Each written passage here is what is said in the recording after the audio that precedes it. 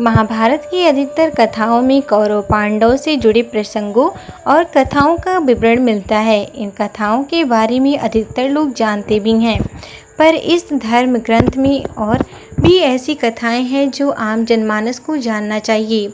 आज मैं आपको राक्षसी जरा से जुड़ी हुई एक ऐसी कथा बताने जा रही हूँ जिसके बारे में आपने शायद ही सुना होगा या जानते होंगे। अधिकतर लोग राक्षसी जरा के बारे में बस इतना ही जानते हैं कि उसने एक बालक के 2 टुकड़ों को आपस में जोड़ दिया था, जो बाद में जरासंध के नाम से जाना गया। लेकिन ज़्यादातर लोग जरा की उत्पत्ति के बारे में नहीं जानते, जबकि राक्षसी जरा की उत्पत्ति का वर्णन महाभारत ग्रंथ के सभा पर्व में किया गया है।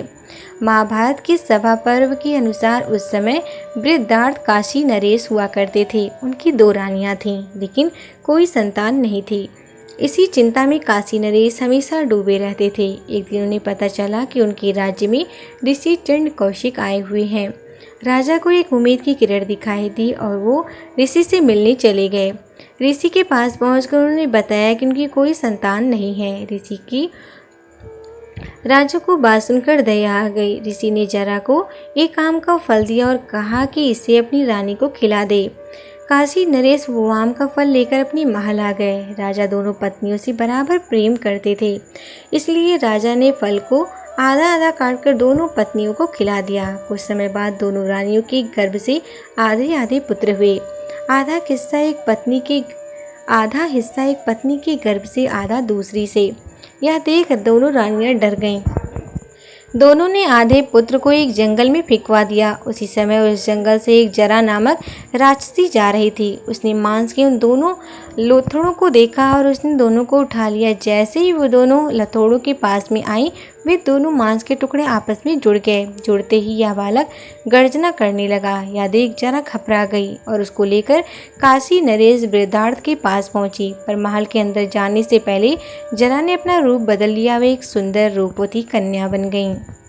महल के अंदर आकर उसने उस बालक को काशी नरेश को सौंपते हुए बोली, हे राजन, यह तुम्हारा ही पुत्र है।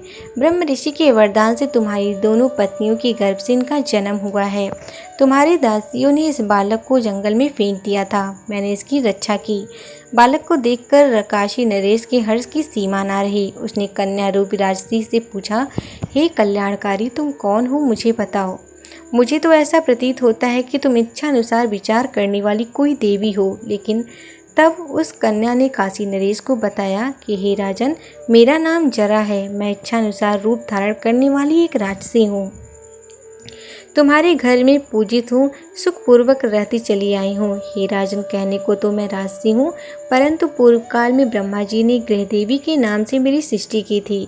उन्होंने दानवों के विनाश के लिए मुझे नियुक्त किया था। कालांतर में एक श्राप के कारण मैं राक्षसी बन गई, किंतु मेरे पास दिव्य रूप धारण करने की शक्ति रह गई और मैं आज भी पूजी जाती हूँ।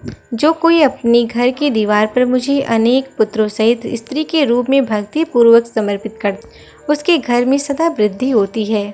मुझ में सुमेरु पर्वत को भी निगल जाने की शक्ति है। फिर इस बच्चे को खा जाना कौन सी बड़ी बात है। किंतु तुम्हारे घर में जो मेरी भली भांति पूजा होती आई है, उसी से संतुष्ट होकर मैंने यह बालक तुम्हें समर्पित किया है। राजन को ये कहकर जरा राक्षसी उसी समय वहां से अंतर्ध्यान हो गई। महाभारत के इस प्रसंग के बाद जरा का कहीं भी वर्णन नहीं मिलता। ऐसा माना जाता है कि जरासंध के जन्म के साथ ही जरा को राक्षस योनि से मुक्ति मिल गई और वो अंतर्ध्यान हो गईं।